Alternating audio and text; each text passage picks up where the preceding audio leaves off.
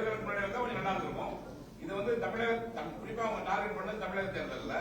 தமிழக தேர்தல் இல்லங்க சார், எங்களை பொறுத்த வரைக்கும் தேர்தல் வாக்கு வங்கி அரசியல் எங்ககிட்ட கிடையாது. இந்த தேசத்திற்காக இருக்கின்ற தலைவர் தான் எங்க தலைவர்கள். நான் சொல்றதெல்லாம் ஒரு பிரதமரும் ஒரு வெளியுறவுத்துறை அமைச்சரும் ஒரு அரசியல் தலைவரும் இப்படி அநாகரிகமான செயலை செய்யலாமா?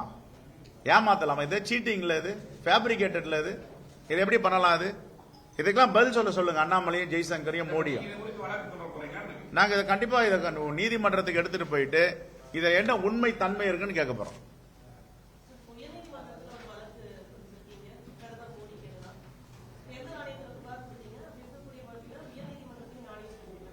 உயர்நீதிமன்றத்தை நாடி இருக்கோம். உயர்நீதிமன்றம் சொல்லுது அவருடைய பெயரை சேர்க்க கூடாது, இதை மாத்தி கொடுங்கன்னு. சரி, அவர் பெயரை வந்து சேர்க்க கூடாது தான். இது மாதிரி எல்லாம் ட்வீட் போடுவாரு, உண்மைக்கு புறம்பான செய்திகள்லாம். பாகிஸ்தானை ஒப்பிட்டு பேசுவாரு, எருமை அரசியலை பேசுவாரு, சாதி அரசியலை பேசுவாரு, மத அரசியலை பேசுவாரு, வன்மத்தை தூண்டுவாரு, எல்லாம் பண்ணுவாரு. அஜய் ஜெயின் என்ற பேர்ல வந்து ஒரு அறிக்கையை இவங்கள தயார் பண்ணி விட்டுட்டு அப்புறம் அந்த அஜய் ஜெயின் என்ற ஒரு எக்ஸ்டர்னல் அஃபேர்ஸ் உடைய துறையிலேயே கிடையாது. அது மாதிரி ஒரு அதிகாரியே இல்லை.